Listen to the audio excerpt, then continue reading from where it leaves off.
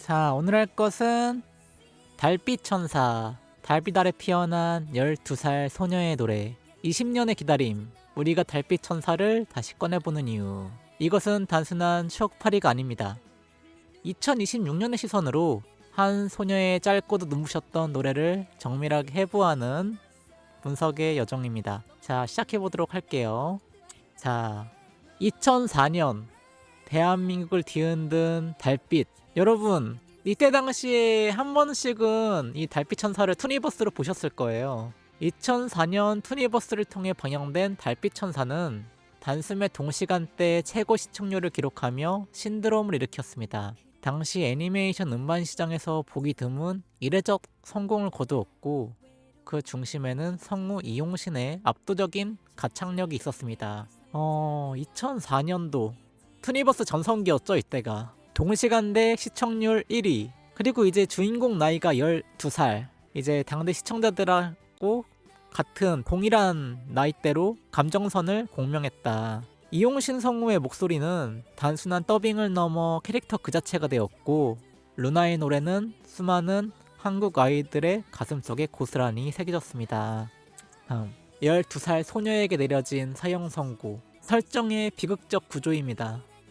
루나, 이제 일본판으로는 코오야마 미츠키인데요. 목에 종양이 있어서 노래를 부를 수 없는 시한부 소녀입니다. 의사인 아버지로부터 희망을 건네받지 못한 채 그녀는 자신이 가장 사랑하는 것, 노래를 부르는 것을 빼앗긴 존재로 살아갑니다. 그러나 이 설정이 놀라운 이유는 작품이 철저히 밝고 화사한 마법소녀물의 외피를 유지한다는 점입니다. 변신씬의 화려함, 무대 위의 환호, 반짝이는 의상 뒤에 죽음이라는 단어가 조용히 웅크리고 있습니다. 밝음과 어둠의 대비, 그리고 12세라는 젊은 나이. 다음 1년의 시간, 그리고 사신과의 동행. 사신 타토와 멜로니가 이제 루나에게 계약을 제안합니다. 풀문으로 변신하는 능력을 대가로 그녀는 오직 1년이라는 시간 동안만 자유롭게 노래할 수 있습니다. 그 기한이 지나면 계약은 종료됩니다. 조건: 1년간 풀문으로 변신, 노래할 수 있는 능력 부여, 그리고 이제 영혼을 건 선택, 그리고 서사적 장치의 힘. 이 1년이라는 유한한 시간이 매 순간을 절박하고 빛나게 만든다. 이 구조는 단순한 판타지 설정이 아닙니다.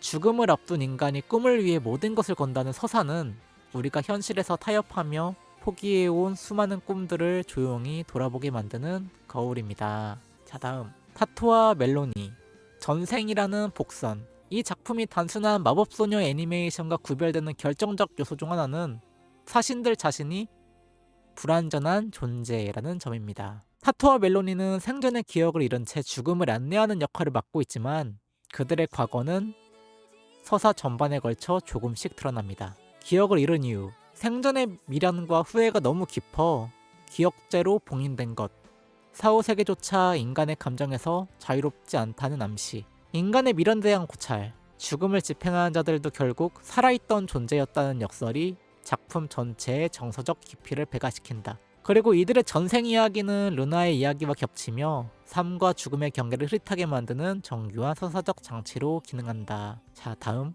자, 뉴퓨처와 마이셀프, 자아의 발현입니다. 뉴퓨처와 마이셀프는 달빛 천사의 이제 엔딩곡인데요. 뉴퓨처는 이제 처음으로 나온 엔딩곡이에요. 지금 이 순간 나는 누구보다 빛나고 있어.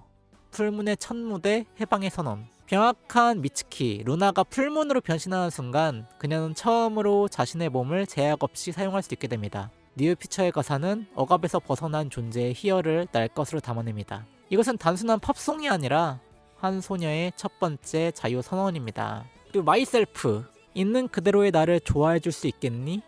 타인의 시선에서 자신으로의 귀환. 마이셀프는 루나가 청중의 환호가 아닌 자기 자신을 향해 부르는 노래입니다. 인정받고 싶은 욕구에서 내면의 확신으로 이행하는 성장의 궤적이 가사 한 줄 한 줄에 새겨져 있습니다. 두 곡은 루나라는 캐릭터의 정체성 형성 과정 그 자체입니다. 그래서 첫 번째 엔딩곡이 뉴퓨처고요. 두 번째가 마이셀프, 세 번째가 이터널 스노우? 아마 그럴 거예요. 자, 다음.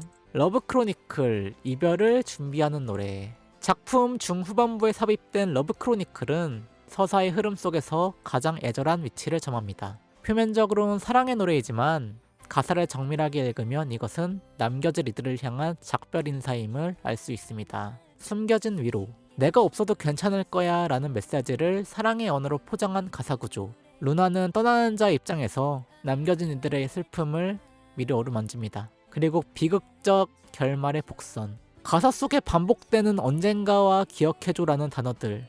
이 곡이 삽입된 시점에서 시청자는 무의식적으로 루나의 시간이 얼마 남지 않았음을 감지하게 됩니다. 그리고 장르를 초월한 음악의 기능. 단순한 OST를 넘어 서사의 감정선을 앞당기고 결말의 충격을 미리 조율하는 정밀한 극적 장치로 기능합니다. 자, 다음 H오빠 그리고 환상의 붕괴. 루나의 모든 노래는 처음에 한 사람을 향하고 있었습니다. 첫사랑 H오빠. 그의 존재는 루나가 삶을 포기하지 않은 유일한 이유이자 풀문으로 변신하는 동력이었습니다. 그러나 그 진실이 밝혀지는 순간 루나의 세계는 산산이 부서집니다. 상실의 의미. H를 위한 노래에서 자신을 위한 노래로의 전환은 단순한 감정 변화가 아닙니다. 이것은 외부 동기에서 내적 동기로의 근본적 이행, 즉 진정한 예술가의 탄생을 의미합니다. 타인의 인정이나 사랑을 위해서가 아닌 오직 자신의 존재를 증명하기 위해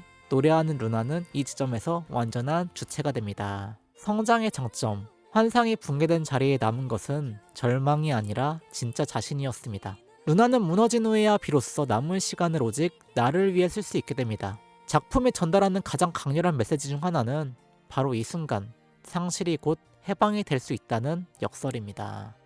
다음 2026년 달빛천사의 인문학적 위치. 지브리 작품들이 자연과 인간의 공존을, 귀멸의 칼날이 숙명과 의지를 이야기한다면 달빛천사는 전혀 다른 질문을 던집니다. 주어진 시간이 유한하다는 것을 알면서도 당신은 무엇을 위해 노래하겠습니까? 지브리가 세계를 그린다면 달빛천사는 개인의 내면을 들여다봅니다. 거대한 서사 대신 12살 소녀의 매 순간을 들여다보게 됩니다. 달빛천사만의 자리. 우리는 루나가 아니라 주어진 시간에 최선을 다했던 우리 자신의 순수함을 그리워하는 것입니다. 이것이 이 작품이 20년 후에도 유효한 이유입니다. 그리고 어른들이 우는 이유. 어린 시절에 우리는 루나의 노래에 설레었지만 어른이 된 지금 우리는 루나의 용기에 눈물을 흘립니다.